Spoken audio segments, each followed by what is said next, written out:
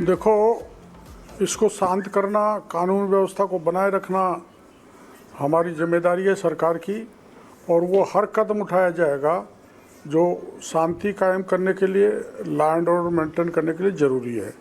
हालांकि जो घटना हुई है वो बड़ी दुखद है और एक विभत्सकारी दृश्य सा पैदा हो गया है, और वो सभी लोगों को धैर्य से काम लेना चाहिए। अशांत होने से काम नहीं चलेगा। बिल्कुल मीणा जी, जिस तरीके से और प्रशासन पर सवाल खड़े कर रहे हैं, पुलिस के ऊपर आरोप धर रहे हैं नरेश मीणा।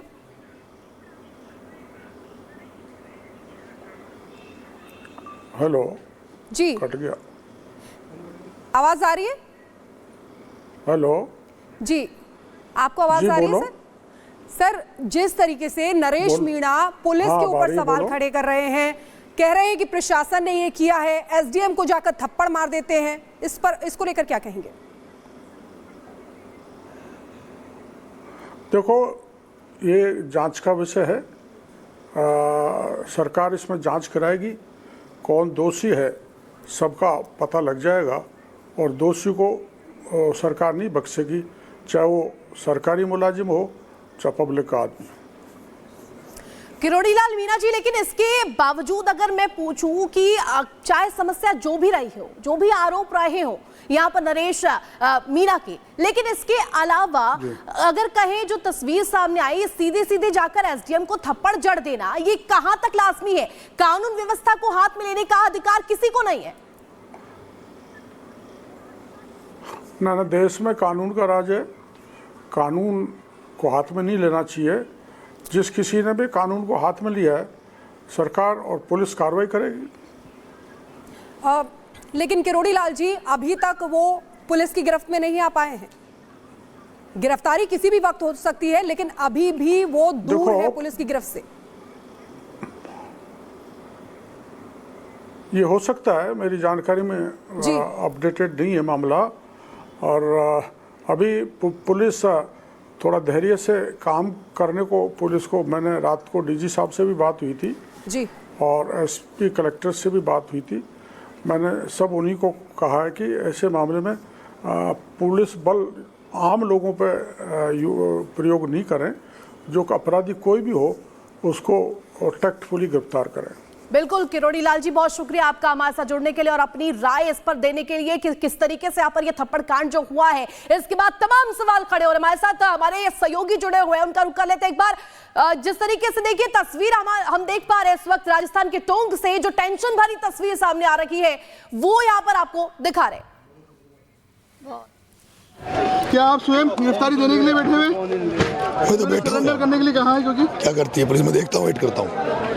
क्या चाहते हैं आप? नरेश, पुलिस आ गई है आपको गिरफ्तार करने। बैठा हूँ ना, इंतजार कर रहा हूँ। आप इंतजार कर रहे थे? बिल्कुल। आप सुबह आए थे तो बोल रहे थे कि मैं सरेंडर नहीं करा, मैं यहाँ पे आया हूँ, बैठा हूँ यहाँ पे। पुलिस अपना काम करेगी, मैं पुलिस मेरा उसका काम करेगी, मैं मेरा काम करूँगा। नरेश, ये काम कल ही हो जाता तो इतना बवाल नहीं होता। मैं तो तैयार था, कल भी तैयार था, लेकिन ये अपने एकड़े पे थे। पुलिस कल सुनना नहीं चाह रही थी, पुलिस एक तरफा कार्रवाई कर रही थी। लेकिन जो मारपीट हुई है गाँव वालों के साथ, जितना पीटा गया है, गाड़ियाँ जलाई गई है, उसमें न्यायिक जांच होनी चाहिए। उन सबको उनके सबका कार्रवाई होनी चाहिए। नरेश क्या सरेंडर कर रहे हैं आप? नरेश क्या सरेंडर? मैं कोई सरेंडर नहीं कर रहा। सरेंडर करेंगे? नहीं।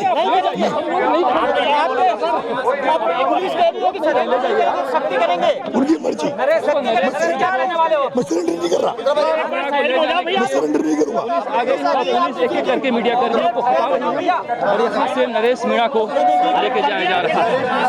हालांकि सुबह उन्होंने बोला था कि मैं गिरफ्तारी दूंगा, लेकिन अभी तस्वीरों में आप साफ तौर पर देखेंगे कि उनका विरोध नरेश मीणा का साफ तौर पर नजर आ रहा है। दोनों तरफ से जो ऑफिसर्स हैं वो नरेश मीणा से बातचीत कर रहे हैं। आप ये देखिए, नरेश मीणा इस समय मंच के ऊपर खड़े हो गए हैं। नरेश मीणा अपनी बातें यहाँ से रख रहे हैं। पुलिस फोर्स को आप यहाँ पर देखेंगे। कलेक्टर वहाँ बात कर लेंगे, मेरी मांग है इस गाँव को, आप अगर बातचीत करना चाहते हैं मैं बात यही मैं आपसे यहाँ बात करने के लिए तैयार हूँ।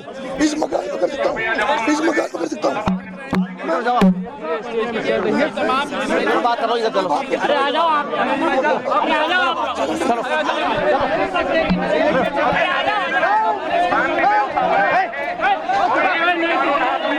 और लगातार वो बातचीत जो है वो उनसे की जा रही है। और आप देखिए कि बीच भीड़ में से नरेश मीणा को पहले मंच से उठाया गया और उसके बाद अब उन्हें गिरफ्तार करके यहाँ से ले जाया जा रहा है। ये वही जगह है कल जहाँ पर आगजनी हुई थी, जगह जगह गाड़ियों के जले हुए अवशेष आपको नजर आ रहे हैं। लेकिन अब तमाम फोर्सेस के बीच में नरेश मीणा की जो गिरफ्तारी है वो साफ तौर पर यहाँ पर की गई है। सीनियर ऑफिसर्स उनको अपने साथ लेकर जा रहे हैं। हमने उनसे पूछा है कि आपने गिरफ्तारी दी है, तो वो साफ तौर पर मना कर रहे थे कि नहीं। लेकिन सुबह वो लगातार जब आए थे तो ये बात बोल रहे थे कि मैं अपनी गिरफ्तारी देने के लिए आया हूँ। लेकिन जैसे जैसे समय आगे बीता उनकी बातों में बदलाव साफ तौर पर देखने को मिला।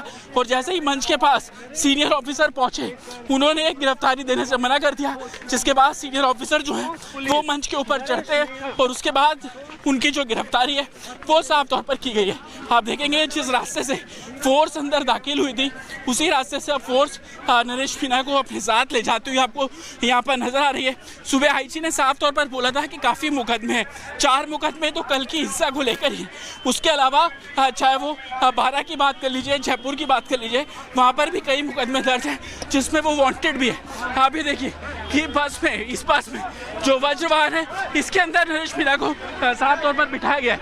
आप इस बस के अंदर देखेंगे नरेश मीणा को, इस बस के अंदर जो आप वज्रवाहन की गाड़ी देख रहे हैं, सीनियर ऑफिसर्स ने नरेश मीणा को इसके अंदर बिठाया और अब जो गाड़ी है वो बाहर की तरफ जा रही है। तस्वीरें बिल्कुल क्लियर है क्योंकि पैदल चलकर गांव के बाहर तक पहुंचना उसमें काफ़ी समय लगता। यही कारण है कि गिरफ्तारी के बाद नरेश मीणा को अब ये जो वज्रवाहन की जो बस है उसमें साफ तौर पर बिठाया गया है और उसके बाद तमाम जो सीनियर ऑफिसर्स हैं वो नरेश मीणा की गिरफ्तारी के बाद अब उनको यहाँ से ले जाते हुए नजर आ रहे हैं। मेरे वीडियो अगर आपको तस्वीरें दिखाएंगे, ये वही रास्ता है, ये वही रोड है जहाँ पर कल रात आगजनी की गई थी। आप देखेंगे कि जो लोग उस रोड पर आए भी थे उन लोगों को एक किनारे कर दिया गया। लगातार जो फोर्स बोल रही थी कि आप साइड हो जाइए, रोड पे मत आइए, और वैसी ही तस्वीर देखने को मिली। पूरा सीक्वेंस इसी तरीके से था कि फोर्स के साथ सीनियर ऑफिसर्स उस मंच तक पहुंचते हैं। उस मंच पर जैसे ही पहुंचे